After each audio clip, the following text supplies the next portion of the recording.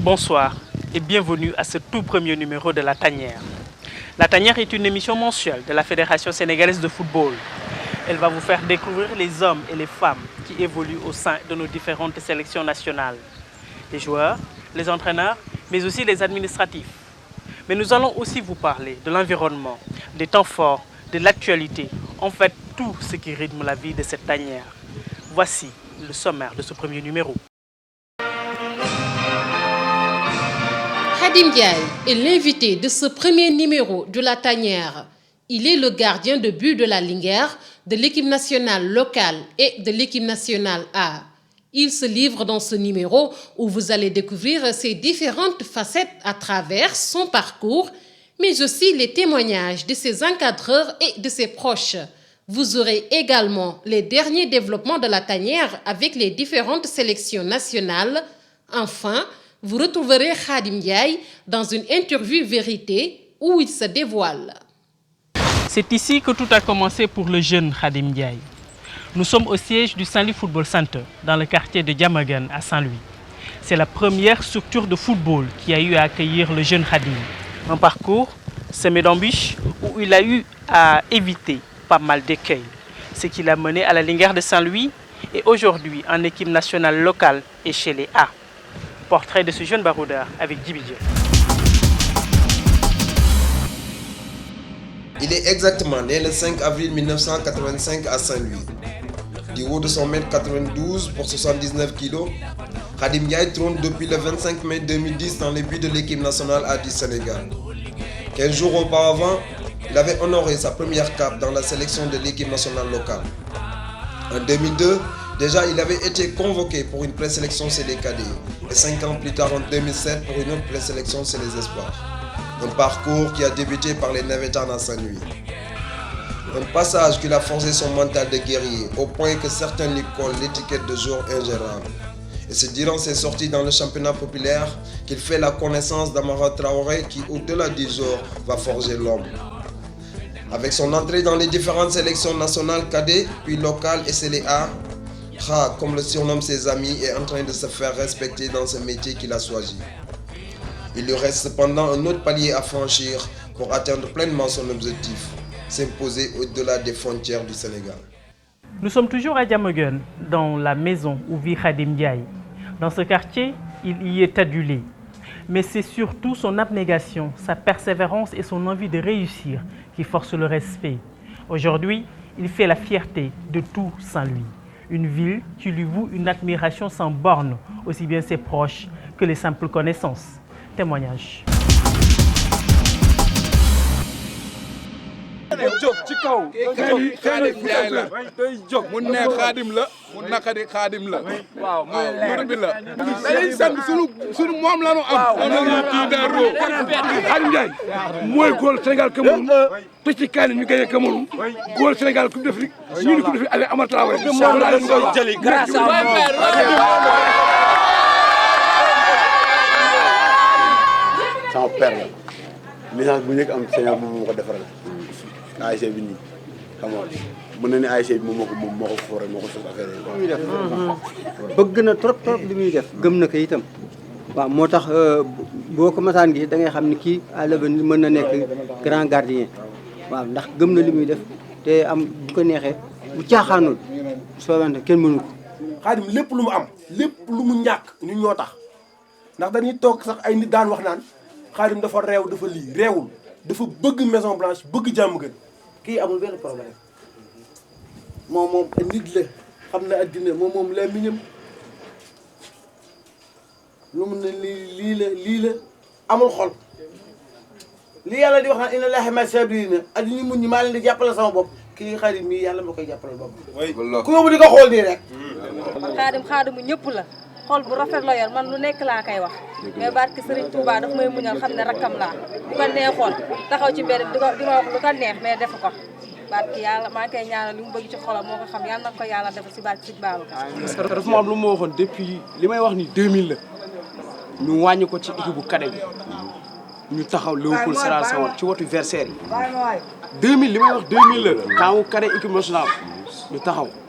mu ni ma booy barki Serigne Touba day yàgg mais camp yi maa fi góor affaire bi nekk sama xol quoi bu mu gisee tey jii bi match bi jeexee xeex naa ngir moom mais du question de li ñuy wax ci moom moo tax ma xeex yàlla la du kenn parce que sunu borom da koy jox lu baax parce que xaaw ñëpp la mais nit nag booy avancé lu ne naa ko dégg mais incha allah ca kaw ca kanam. dama xale ba xam ne c'était cool dama lëjoon wala dama naa xeex wala affaire yi quoi yéen a bëgg xam. ah tuuti la daan na xeex tuuti la dafa lëmbale woon nag waaye daa wax dafa lëmbale woon Xaadim Njaay ma dugg fii génn fii yii daal la nekk man maa waroon nekk footballeur professionnel dégg nga fa ni yàlla joxuma ko moom mu ñëw jaar fi ma waroon jaar gis nga ni mel ni yëpp empêché wu ko dara man nii laa meloon bal moo ma bëggoon man bëgguma woon bal dégg nga fi may waxee maa ngi tuddoon Jules Baye Laxas Baye Laxas nag Baye dugal maa jëkki jooyloo Pansi Ndiaye stade Victor Africa Santos dégg nga fi may waxee am naa ay jaar sur le ballon donc li ma mënoon bëggoon si bal bi te mënuma ko def moom moo ma koy àggalil am naa benn photo bu ndaw xam nga lan laa bindoon si photo bi neveu grandis vite et garde-moi les buts de l'équipe nationale bi ma koy bind c'était en 94 boobu ñaata at la am dégg nga fi may waxee donc pour man jusqu'à preuve du contraire y a qu'un seul gardien c'est moom dama bëgg moom mu góorgóorlu doolu góorgóorlu li mu góorgóorlu woon xam nga mbaar dañ koy xool ci kaw moom mooy mbaar mi gudd fan ak wér rek laa koy ñaanal parce que carrière footballeur nii la toll blessure am na méforme am na lu ne am na mais yàlla moo yor lépp quoi góorgóorlu booy maa ngi tëdd maa ngi nelaw sama xel dal na lenn rek nga ma deseel amène-moi la coupe d'Afrique ici à la maison après ma dee. sama rakku soxna moo ko fi indi bi mu ko fi indee tamit mu wax ma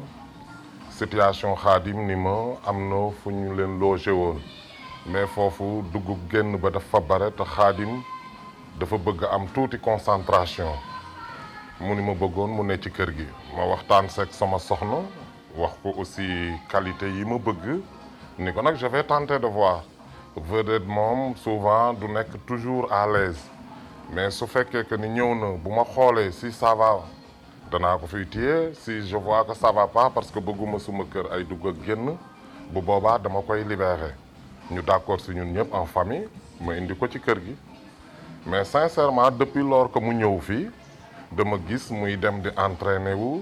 entraîner ji ci stade bi comme je suis à côté de l'stade des fois aussi bu amee tuuti critique bu mu ñëwee fii ma ni ko nii boo ko defee woon defe nii mais depuis lors daal on vit ensemble j'ai vu que ni c'est un gosse qui est sérieux vraiment amul benn problème moom mujj ko continuer recaser ko sama kër. un gars comme Yaxya Diop Yékini voilà bon nee naa ko ku mel ne moom exemple la ci yéen ñi nga xam ni peut-être mën na leen féete tuuti mag. sama doom yi sax léegi dafay dem ba mujj niñ doon affecté woo ci man sax dafa mel ne ci moom bon lii war na doy leçon quoi li ngeen ñëw fekke ko fi ñii samay doom lañu mais tout moment ñoo ngi ci moom ñoo ngi ci néegam ah bon je vois que ni daal kii il est un peu social amul benn problème mi ngi fekk waa kër gi sincèrement. Comme fii la débuté donc je peux dire que depuis ñëw par des tests dès la première année de création du centre d'ailleurs c'était en 2001 alors il avait 15 ans donc il a vécu avec nous 6 ans. Bon Khadim Ndiaye aussi bi ma koy jël maa ngi fekk centre mu ñëw à la Linguère bon moment boobu maa ngi daan liggéey mais nag moment boobu desoon na lu bari ci moom mais bi mu ñëwee Linguère liggéey naa ko liggéey boo xam ni war na mën jëriñ Sénégal. En 2004 déjà que j'avais déjà repéré était à Saint-Louis Centre. C'est un garçon que j'ai trouvé qu'il avait des aptitudes intéressantes. Mais un peu éparpillé comme tous les garçons aujourd'hui, hein, comme beaucoup de garçons dans ces pays. Depuis un certain temps maintenant, avec la multiplication des structures hein, qui regroupent des jeunes, eux, ils ont un peu raté ça, ils ont un peu manqué ça. Donc je pense que Il a raté un peu sa formation à la base. Mais quand même, c'est un garçon qui, je pense que très tôt, j'ai été pris en charge. Je pense qu'aujourd'hui, il fait partie des meilleurs dans ce monde. Khadim mun naa ni yàlla moo ko defaral boppam may ko li mu mën daal mu wëlbatiku moom si boppam aussi gëm ko bëgg ko te puis moo am esprit gagneur, c'est-à-dire c'est un battant. bi may jël Khadim mu dese woon que lacune yu bare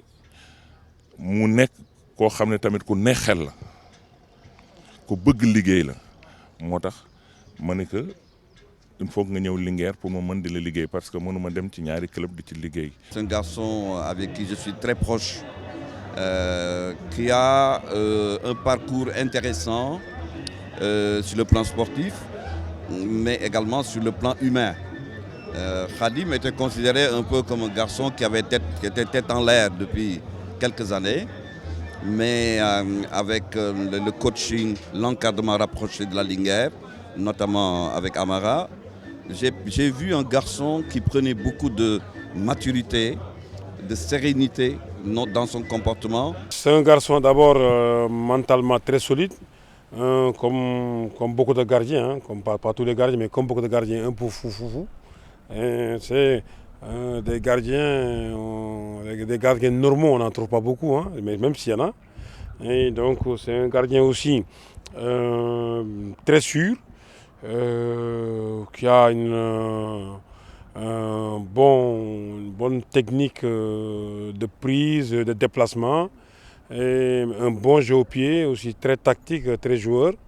Et que maintenant, avec le football moderne où le gardien doit avoir un bon jeu de pied en plus, donc c'est un garçon qui rassemble tout ça. Après maintenant, du respect qu'il a envers les autres, de son comportement. Et comme je dis, c'est un garçon qui était un peu éparpillé, que je voyais un peu à Saint-Louis, traîner par-ci, par-là. Donc il a fallu une bonne prise en main de ce garçon-là pour qu'il puisse un peu ranger son talent et puis le mettre dans un cadre de travail pour qu'il puisse réussir. C'est un garçon que j'apprécie beaucoup, qui a le sens de la parole, le sens de l'engagement. Vous savez, aujourd'hui c'est un joueur qui est sollicité par de grands clubs, mais il m'a toujours dit, mais président, si tu ne me dis pas va à tel ou tel endroit, je ne quitterai pas la Linguère. On a eu à partager l'équipe il y a maintenant 4 ou 3 ans. Donc ce que je peux dire tout simplement sur l'homme, avant le jour, je dirais que c'est un homme qui est intègre, qui a le sens des relations et qui est ouvert. Donc il ne fait pas de distinction entre les gens. Il prend tout le monde comme par rapport à lui-même. Donc sur le jour, je dirais tout simplement que c'est un joueur de tempérament. Ça veut dire un gagnant qui sait ce qu'il veut. Et sur ça, donc s'il est arrivé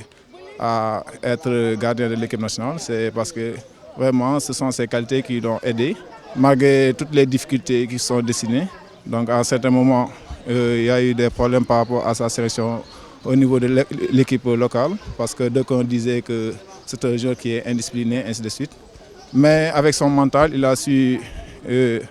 continuer à travailler pour se hisser à ce niveau. Et petit à petit, maintenant, ça c'est venu naturellement et il est arrivé à être gardien numéro 1 de l'équipe nationale. C'est un leader. Il aime bien engueuler, il aime bien placer. Là où il se situe, c'est une bonne chose pour l'équipe. Il galvanise beaucoup. Il donne confiance à ses coéquipiers. Nous allons quitter Khadim Ndiaye au moment pour vous donner les dernières nouvelles de la tanière avec les équipes nationales, locales et olympiques. Ces deux sélections sont en regroupement au CNFC de Thiès depuis le 10 janvier. Les locaux préparent le CHAN Soudan 2011, tandis que les olympiques sont sur 2 tableaux. Les éliminatoires des Jeux olympiques 2012 et les Jeux africains. Ndeye Ngati Ndoye leur a rendu visite à Thiès. 55 joueurs ont démarré le regroupement depuis le 10 janvier au CNFC de Thiès. Ce stage entre dans le cadre de la préparation des équipes nationales, locales et olympiques aux prochaines compétitions, le CHAN 2011 au Soudan, les Jeux africains 2011 à Maputo et les Jeux olympiques 2012 à Londres. Abdoulaye Sarr, entraîneur de l'équipe olympique, nous en dit plus. Il y a des clubs où on a quand même puiser assez de joueurs comme le Djaraf, Niaritali, Touré Kunda. Voilà les équipes qui, sur ce stage, quand même, battent le record. Vous savez que, disons, c'est des équipes qui ont beaucoup de matchs dans les jambes, qui ont terminé récemment le championnat aussi à des places honorables, avec des joueurs qui se sont distingués. Et même si vous avez vu lors du gala de la Ligue professionnelle, certains de ces joueurs qui sont encore présents au Sénégal, je dis bien, donc sont là. Cette présélection est le fruit d'un long processus de détection des joueurs effectué par les entraîneurs nationaux au niveau des clubs locaux. Nous avons pour ce rassemblement exactement pris des joueurs issus de 17 clubs du Sénégal, de division nationale à la Ligue 1 en passant par la Ligue 2. On a travaillé surtout au niveau technique en mettant la dominante sur ce volet.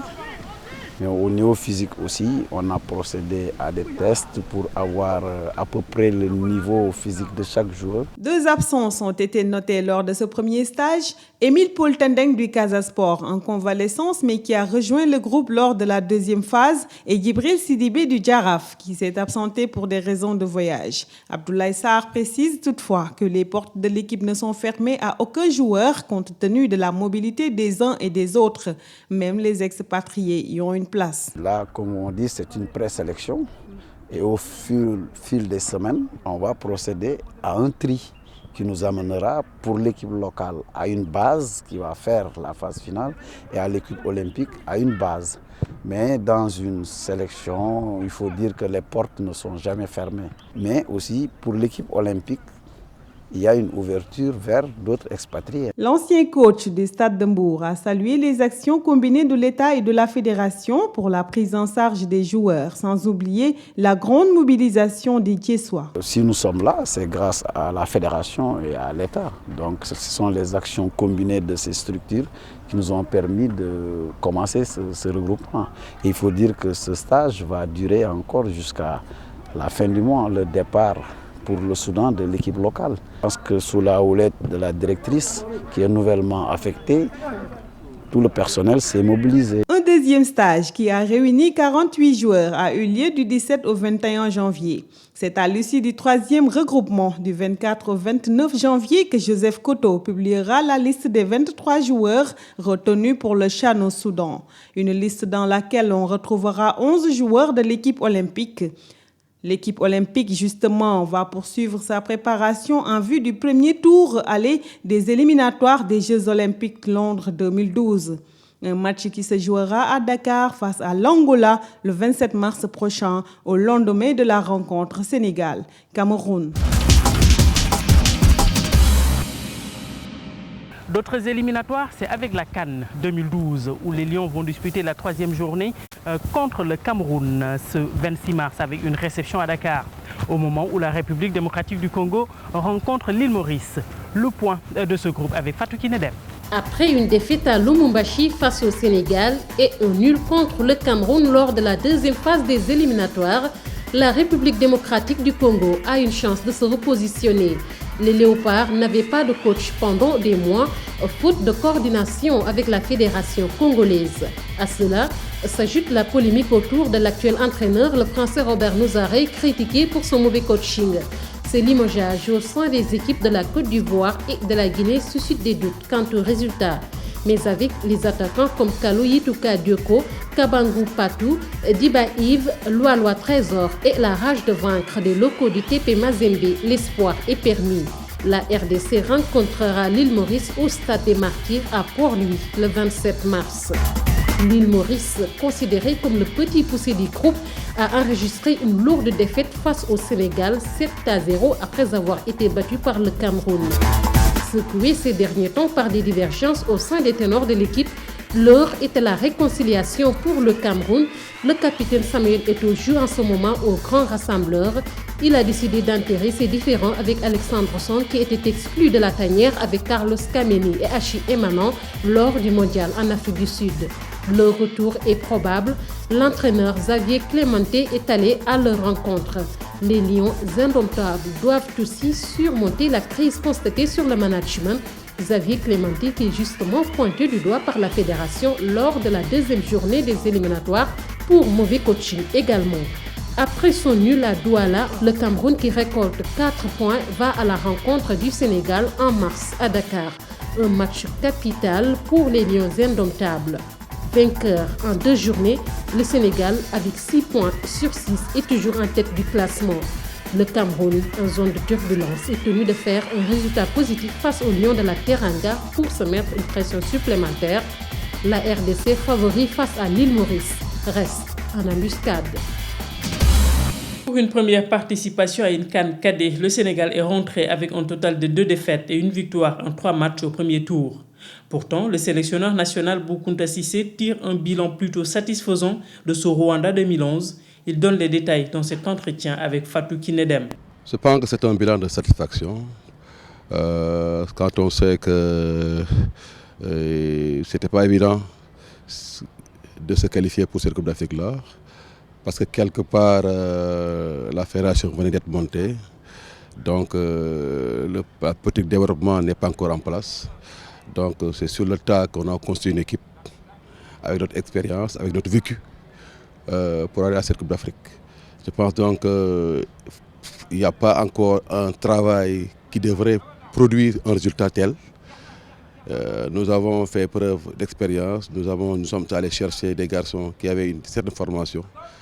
Nous nous sommes battus sur le terrain pour les mettre en place, pour en faire une équipe. Et Dieïda, nous avons en tout cas parti à cette CAN, de façon difficile d'ailleurs, parce que tout le monde sait que notre premier match, nous l'avons joué en faisant une nuit blanche. Donc, c'est des garçons qui étaient valeureux, qui ont également permis à notre pays de se qualifier. Pas parce que seulement ils ont été en tout cas mis dans de bonnes conditions, mais simplement parce qu'ils ont été bien formés, également qu'ils ont subi de bons entraînements. Je pense qu'ils sont qualifiés sans embâche. Nous sommes allés en Coupe d'Afrique.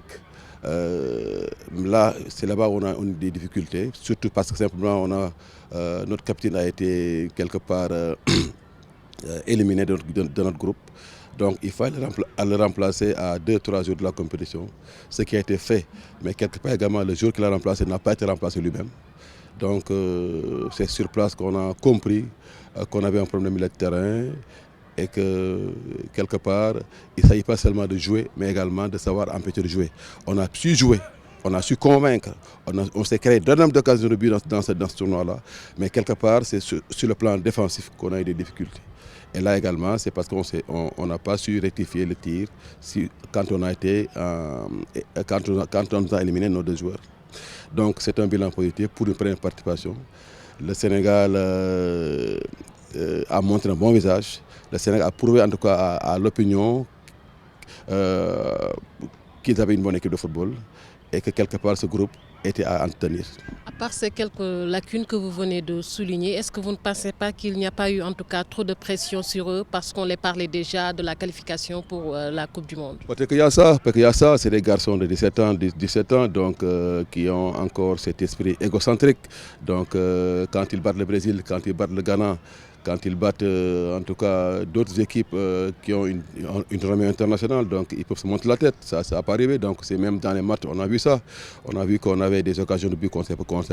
n'a pas mis au fond, mais également on a vu que des actions de jeu, il y avait de mauvais choix tactiques alors qu'il fallait donner un partenaire pour qu'il marque, et les garçons ont voulu marquer seuls, donc quelque part donc, il y a cette euphorie-là, mais ça se comprend à cet âge. Et quelle expérience tirez-vous en tant que coach et quelle expérience également tirez-vous pour les jeunes? Je pense que c'est une bonne CAN pour nous et pour les garçons parce qu'à chaque CAN, on apprend. C'est des garçons qui ont beaucoup appris. D'ailleurs, la preuve, c'est qu'après 2 matchs, le troisième match, nous l'avons joué en tout cas en maître devant le maître des lieux parce que le Rwanda était supposé être en tout cas l'équipe à battre parce que l'équipe avait fait 2 victoires d'affilée. Donc nous l'avons battu sans forcer et à 10 en plus. Donc ça veut dire qu'on a pris les 2 premiers matchs, nous ont permis d'apprendre et que le troisième match, on a déroulé facilement. Ça veut dire que s'il y avait un 4e match, on serait qualifié.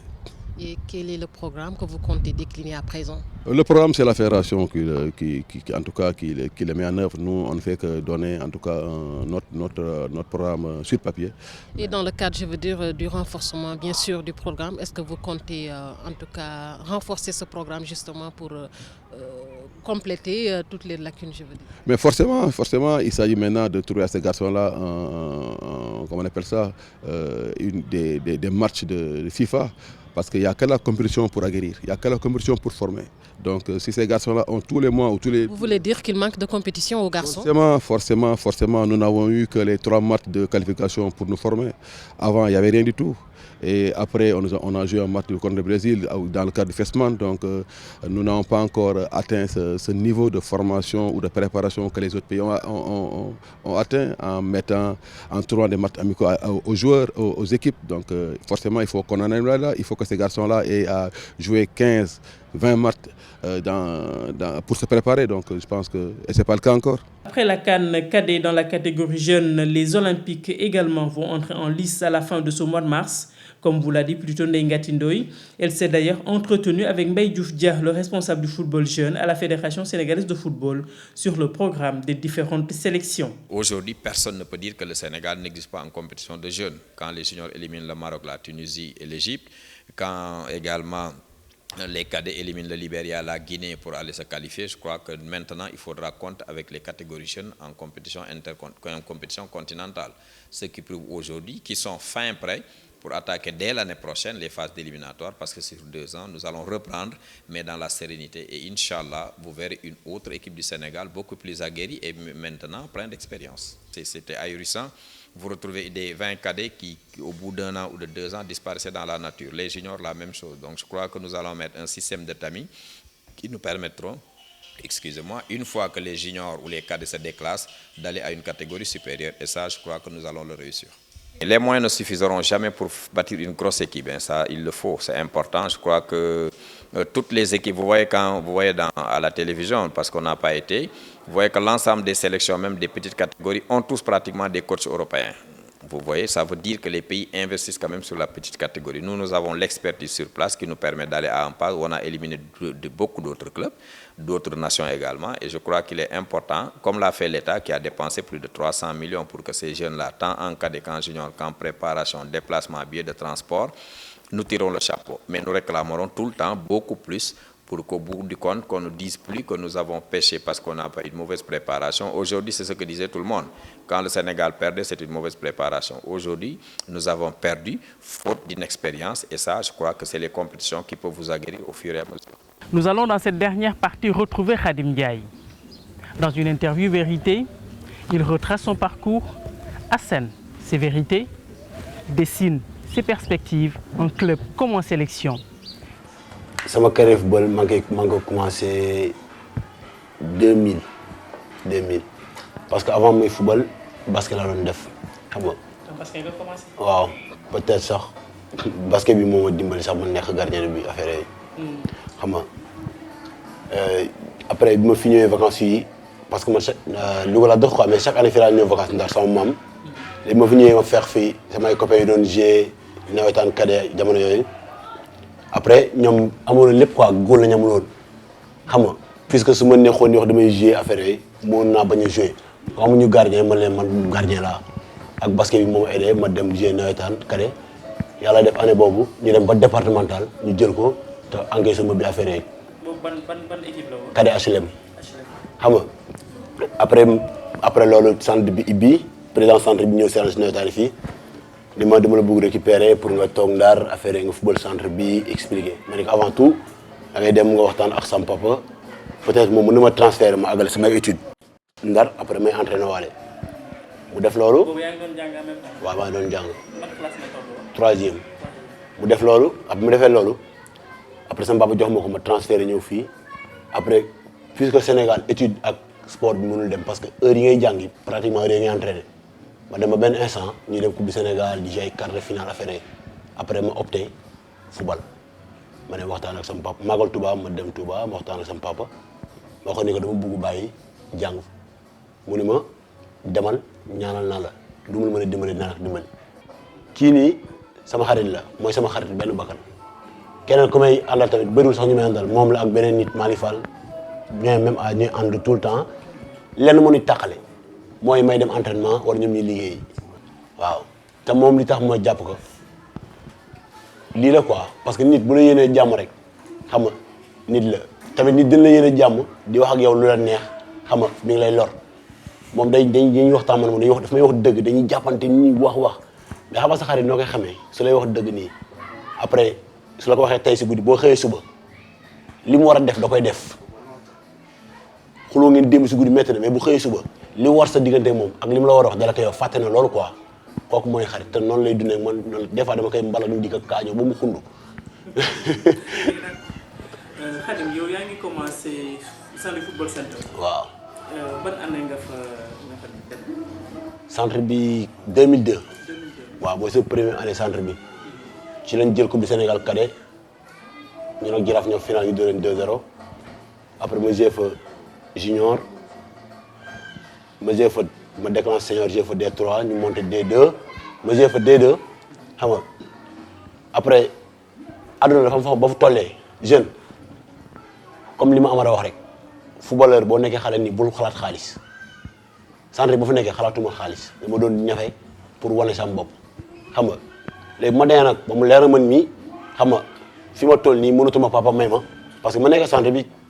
j'étais pas encore majeur dama doon ñëw di sama papa moo naan xottil tabaski moo naan defal yenn yi ba bi ma nekkee Linguère sax su ma neexoon mu def ko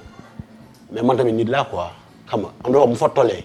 su ma solee sama daalu papa mu jot ma man war naa mën a dimbali sama papa ma woo président centre bi mu ñëw balaa may def dara ma ne ko carrément maanaam j'ai pour dem Europe bëggatuma dem Europe léegi xaalis lay wut soo mënee fay ñu discuter nga wax ma loo may fay par weer chaque fin du mois nga teg sama loxo mun naa toog su ma fi Europe fekkee dinaa si bénéficier yow moom sant bi si bénéficier wu su ma fi fekkul tamit ma xam maa ngi ñafe sama maa ngi daan sama maa ngi liggéey mu ni moom mënul loolu quoi ma ne ko ok ba kon ne di jeune nawetaan boobu Amara mi ngi si Ndar di superviser nawetaan yi di recruter Linguère instant boobu ñu ngi yem ay phase départementale man tamit ma gën a yokk sama kii quoi pour mu mën ko impressionner et puis benn match mu gis ma mu woo ma dem waxtaan ak moom vite fait moom mu wax ma ni ma avant année boobu noonu seetaan na muy jouer centre bi benn match ñu ne ko Yoff amitié te effectivement wax na dëgg je m'en souviens parce que dañu ñëw pare match mu woo ñu ñëw ni ma je suis fier de toi nii la nekk xale teelul am jom tey prestation bi nga def te temps boobu aw ma woon kenn ku mën a liggéey nii ma nekkee Linguère nii dama si kontaan parce que nii man mën naa wax am naa lu benn góol amul man xam mooy lan man dama am koo xam ne si nii ah Sénégal fii préparateur gardien yi fi léegi moo fi mën xam nga loolu chance la quoi c'est pas ku ne moo koy am bàcc ku ne xam na lu mu def ku ne xam na bàcc pratiquement góol yi actuellement Sénégal am na fi góol yi fi nekk def ay performance bu baax ay Thier Jaxate bu Turekunda ñëpp Samba Fall lañ jaar xam nga kon mu wane ni liggéey am na fii sama sélection ak local 15 jours lañu rawante waaw parce que boobu ñu dem dañuy dem Chine la woon quoi mooy li ñuy wax gis nga football ku ne sa heure la rek parce que yàgg naa fi ne fii xam nga di def ay performance peut-être ñi fi nekkoon doon góol équipe locale bi ñooñu tamit kenn mënu woon a dindi parce que xam nga ils étaient de bons gardiens et ils faisaient de bonnes performances kenn mënu woon a dindi ce que je devais faire je l'ai fait c'est être patient liggéey xam ni yaatu na quoi lu ne mën na am voyage mën na am parce que su ma waxee voyage ku nekk joueur local boo voyagé mënutoo nekk joueur local parce que local mooy ku nekk bi Sénégal xam nga dama doon ñaan yàlla Mamadou Ba ah parce que bu moo fi nekkoon Mamadou Ba yàlla na tukki yàlla na am équipe bu mag xam pour lan pour mu xajal ma loolu day baax si moom baax si man yàlla def mu dem tukki xam nga peut-être xëy na manque de chance mais voilà c'est pas manque de talent parce que Thier ku ne xam ne nu mu mel mën na góol équipe A bi moom góol na fi ay match affaire def ay performance bu baax a baax xëy na tukki na neexu fi yàlla ni sama chance la man tamit ma dugg j'ai saisi ma chance xam nga léegi man li ma defoon moom tamit loolu lay obligé def affaire yooyu di ko ñaan yàlla mu ubbil ko beneen buntu feneen wala leneen bi ma demee Chine muy sama premier match ma teg sama bakkan ma ñafe ma xam ni lii soit dama koy jël mbaa ma ñax ko parce que àdduna loolu la boo ñafee en benn instant da ngay am loo da ngay lay tegal loo xam ni da nga koy jéggi wala mu baare la waa kay léegi nag man damay dem ak bopp bu baax bopp bu dal ma def lu ma xam bañ a yokk bañ a wàññi ma resté li ñu ma jàngal lu ma juróom ma xam loolu la parce que su am naa yaakaar ni su li ma jàngal su ma ko taree après dinaa jàll ci examen boobu quoi après bu yàlla def muy loolu ñu dem ñu def ñi match ni 0-0 ma def performance bu baax fekk boobu semaine bi ko jiitu équipe A bi dafa jouer contre Angola je crois xam nga après Amsterdam ñëw fekk ñu Chine coach ci équipe bi gis ma def performance bu baax mu ni ma tu mérites une sélection en an defuma ko sax sama xel parce que man jooni laa xam man defuma ko sama xel xam nga certes moo doon sélectionneur bi mais defuma ko sama xel ma toog ñuy sélection mu convoqué ma dem xam nga ma fekk fa ay nit tamit ay góol professionnel maa ngi door a ñëw ma toog seen ginnaaw di waxtaan ak ñoom certes sax à l'époque ñooñu noonu di ñu doon sëni bu baax a baax Cheikh Tidiane Ndiaye xam nga ma ñibbi si fii bàyyiwuma ak Bouna Koundoul tamit ma ñibbi fi bàyyiwuma may woo téléphone constamment même Koundoul la même chose xam nga di ma woo téléphone di ma wax góorgóorlu lii professionnel yaatu na ñun mënuñu góol ñaari équipe benn équipe rek lañ mën a góol équipe bi mu ëpp na 1000 góorgóorlu nga ñëw nga saisir ce sens fi moo ëpp njëriñ après noonu ba quelque temps ñu jël Amara jël équipe c'est ñu nemee ko entraîneur équipe nationale affaire yi xam nga ab man tamit parce que ku xam Amara xam ni Amara il fait pas de cadeau parce que fi gars yi dañuy nekk di wax Amara boy non parce que man Amara du jël ku mu yaakaarul di ko fuballoo parce que lu mënti xewit après si comme lay dal buy viré moom la ñuy viré du ko def parce que ça son avenir moo si nekk en jeu man tamit ma ni carrément man war naa jeu ngir sama bopp war naa dimbali tamit Amara il faut nga nekk Amara Traoré pour nga ñëw jël gardien local nga titulariser ko peut-être moom ma yor fii en sama club boon ñuy def ay performance di jël championnat national affaire yooyu xam nga moom xëy na gis na am na lu mu mën a yokk si man parce que footballeur day am footballeur boo xam mën nga ko yokk am koo xam ne si mënutoo ko yokk xëy na moom gis na ak ni muy demee si man am na lu mu mën a yokk si man loo xam ne si nii moom mën na si jëlee njariñ si titre bi ni ko nommé wala parce que bu fekkoon ni mënu si jëlee njariñ du mu mës a sélectionné te chaque jour loolu la may wax xam nga lu may wax sa sélection sax wóoru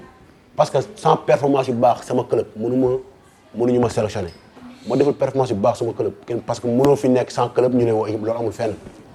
xam nga sama premier match contre Grèce xam nga comme ni ñu ko doon waxee on était en reconstruction xam nga boo tamit test la woon rek soit damay koy def mu baax ma téye mu bon ma dem jàngawaat ñu dem ñu boole ma ak ay grands yu baax yoo xam ne si nii ñun dañuy sonn nii rek te ñun tamit ci Tony la ñuy xool pour yokk suñu niveau parce que Tony li ñu fi def pour nga dindi ko loolu day jafe trop léegi nag il faut ngay xool ki si kaw pour nga mën a dem ñi suuf jar ñu xool yow ñu suuf baal ñu xool la pour ñëw si yow nga jéem a xool nga dem ci ki si kaw a kaw xam nga man j'étais content parce que mu gëwma ko woon man gëwma woon ni yàlla dina dem ba boole ma Tony Sylla ñu bokk sélection affaire yi dama ko barkee borom daal dama ko doon rêvé parce que dama daan nekk jeune fille 2000 coupe du monde affaire yi coupe d'Afrique dama daan gis dama daan kontaan dama doon wax man ñoom sama far fekk ma seen génération football damay dégg ñuy wax ñoom est-ce que góol ñi fi daa ko góol mais man góoma Sénégal ci ginnaaw am na fii góol boo xam ne si moom moo gën a baax Tony si camp Sénégal xam nga baax si camp Sénégal ak mën a góol bokkul mën nga mën a góol doo baax si camp Sénégal comme mën nga baax sa camp club doo baax si camp Sénégal comme mën nga baax si camp Sénégal doo baax sa camp club mais Tony club jamono yooyu daaw ma ko suivre bu baax a baax parce que amoon ay moyens di seetaan ay championnat professionnel kii franc waa koy amoon yooyu moyens Sénégal ak na seetaan mais daal Sénégal li fi def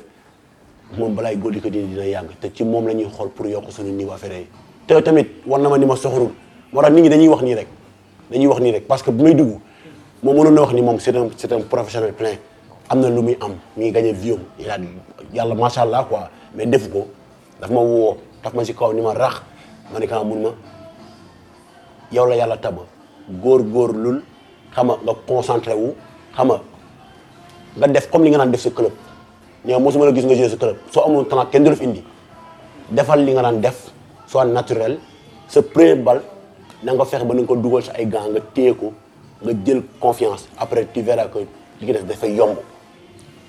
may même pas billahi même pas 5 mètres ni ma dindee si raccourci rek ma day ak Cheikh Tidiane Ndiaye mu jox ma pareil conseil amul différence li ma wax xam nga ñaari nit yu yëgoowul wax la benn wax loolu wax ju baax la après bu ma duggee man tamit ma defee noonu yàlla may ma jàmm ñu dóor 2-0 xam nga ma ñibbi man bay sama biir xel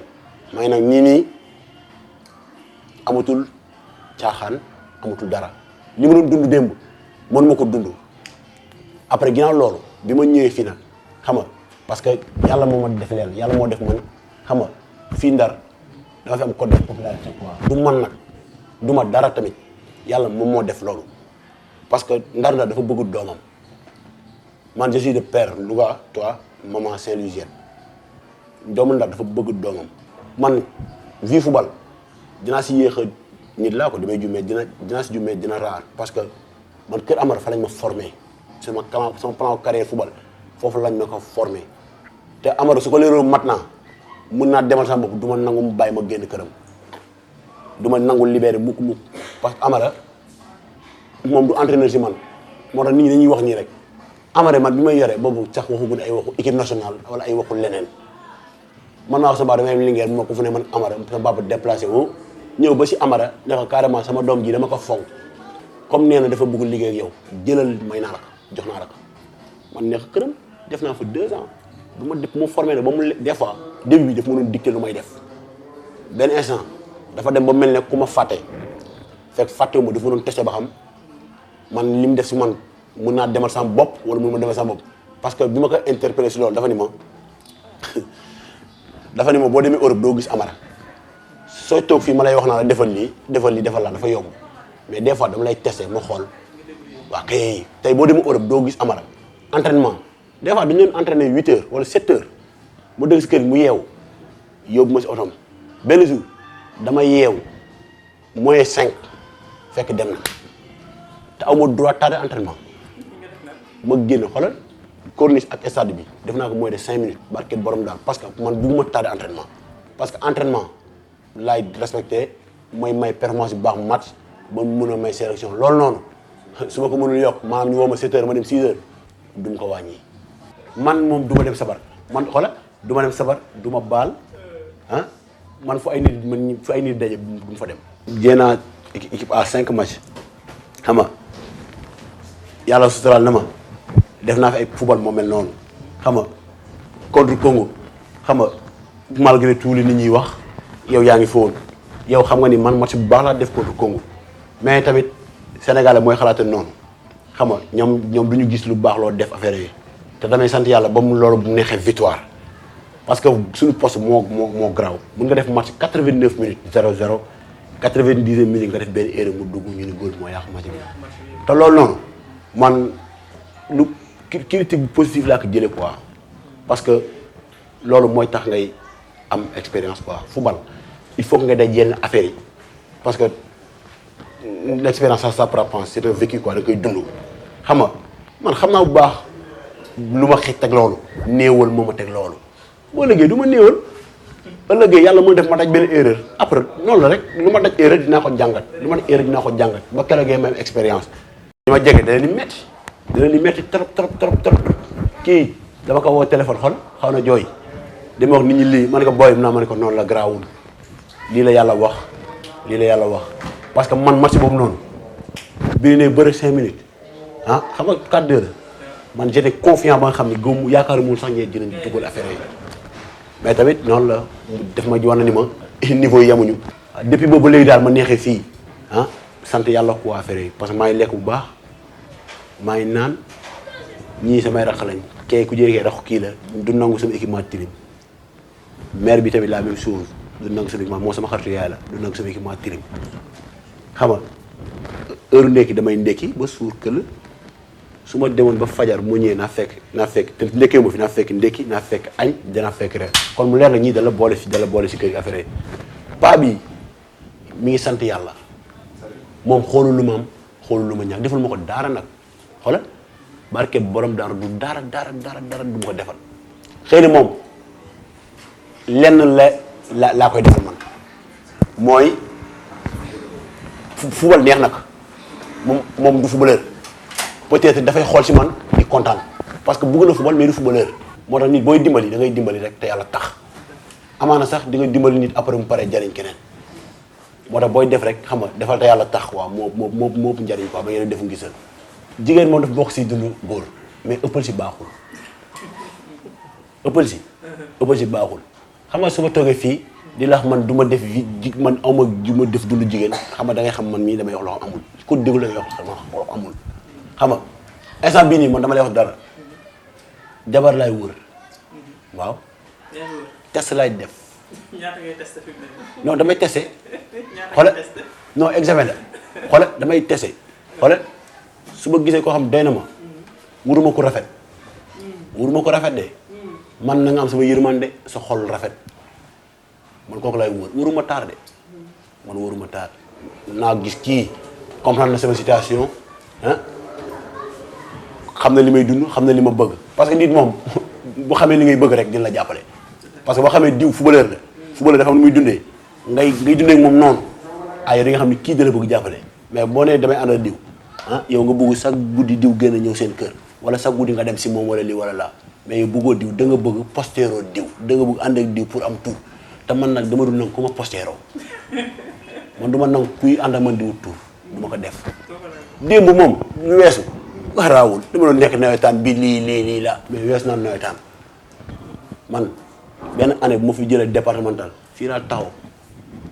dinaa fi laaj ma ne carrément xaw ma dinaa boobu xalaatuma sax gérer Linguère de ma ne xaw ma dinaa gérer fu may fubal mais si àdduna du ma géewti nawetaan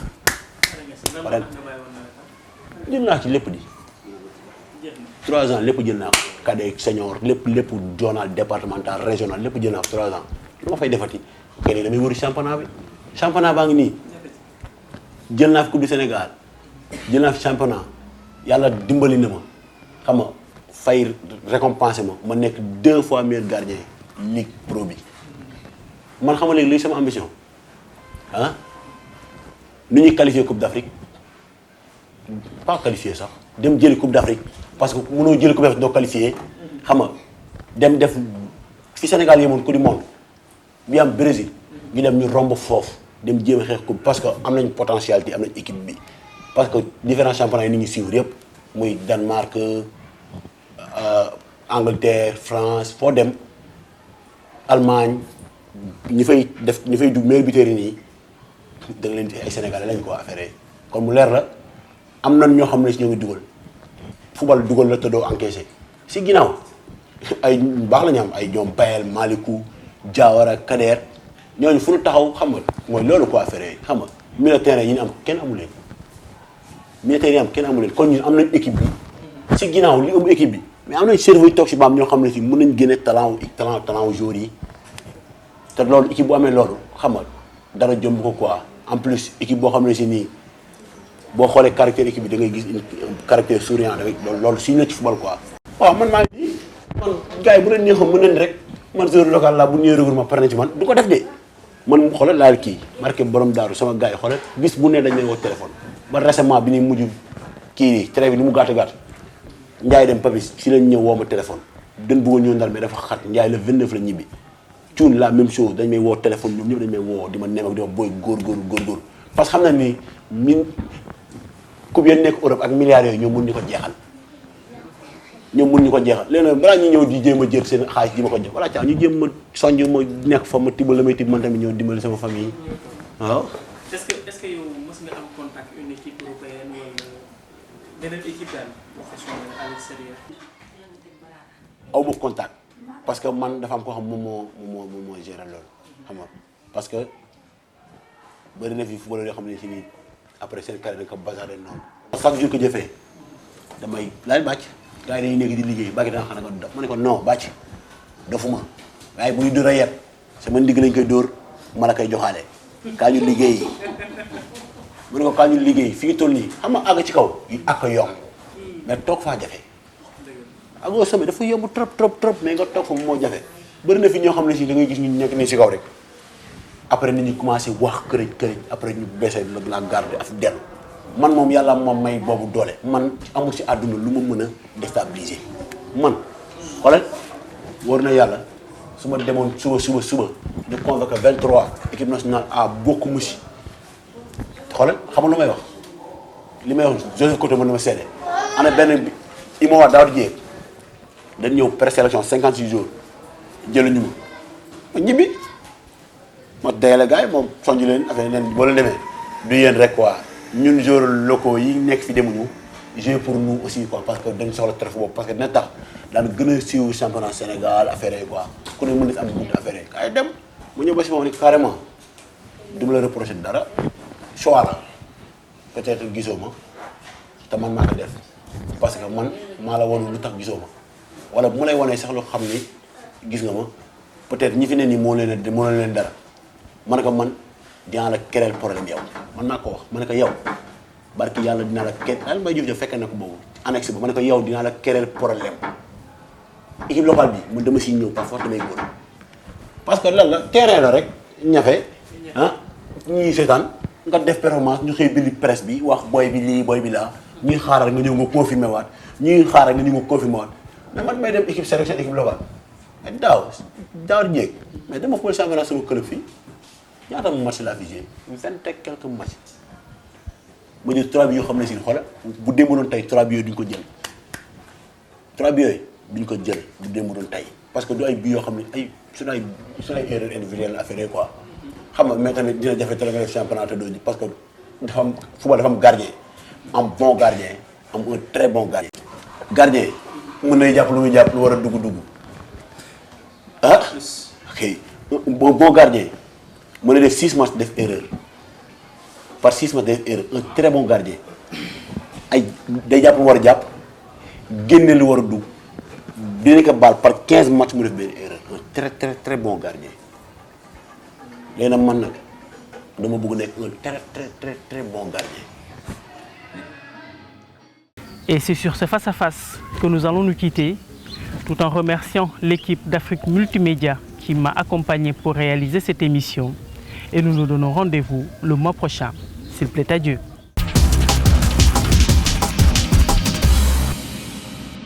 ki mooy ndey xarit ngay neex ceeb. maa la wax loolu yàgg na maa la wax loolu bu leen neex ceeb. dama koy def ba mu ondos bi plan yi. bëgg nañ falan sama bu jigéen ah waaye bu la dee waaye yéen tamit.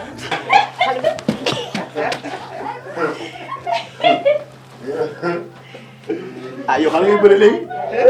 ah bëri nga léegi. sama tons a ngi nii sama rakku yaay ku ni nijaay di rakku yaay mi ngi nii gëree la nag ñi fi dàqoon fu ma si ndes la bokk Jules Baye laxas nañ nga xam Jules Baye dugal. non man du ma la wax loolu dama lay bàyyi borom mbaar bi rek. borom mbaar ba ay tëral lu ma garaaw de. non lu may wax si xam nga li nga bëgg. waaw bu baax a baax. man du ma la wax dara. waaw yow boobu moo xam ne. du ma la wax dara. caabi oto laa bëgg jox. du ma la wax dara. foo amee ma am foo ñàkkee ma ñàkk. kii xamaan moom bu dee amee contrat il faut que je prépare le verbe aller à la Mecque. mu dem Màkka quoi dem di ba ci Kaaba gi di ñaan mu toog mu ni waaye yàlla moom may taar ak tee benn paa ngi toog sa di ko dégg paa bi ni ko tuub subhanallah yow nga ñëw ba fii amoo looy ñaan ñaanoo gudd fan ñaanoo wér yaram ñaanoo yàlla soppali sa melokaan bi nekk nga fi nekk naan may ma taar ak may ma teen rek góor jéem jug ni ko lay la laa da nga dagg tikke ñëw ma dagg tikke lu ma neex lay ñaan gestu ni nii Kaaba gi ni Moha ak Ange xam nga téléphone chinois yi dafa fort boo koy fay imam bi nii yéen mbooloo mi imam nee na balaa muy taxawal képp ku yore Nokia na nga ko fay ku yore Samsung fayal waaye bu dee chinois roccil batterie bi maa ko may maa fi jaaroon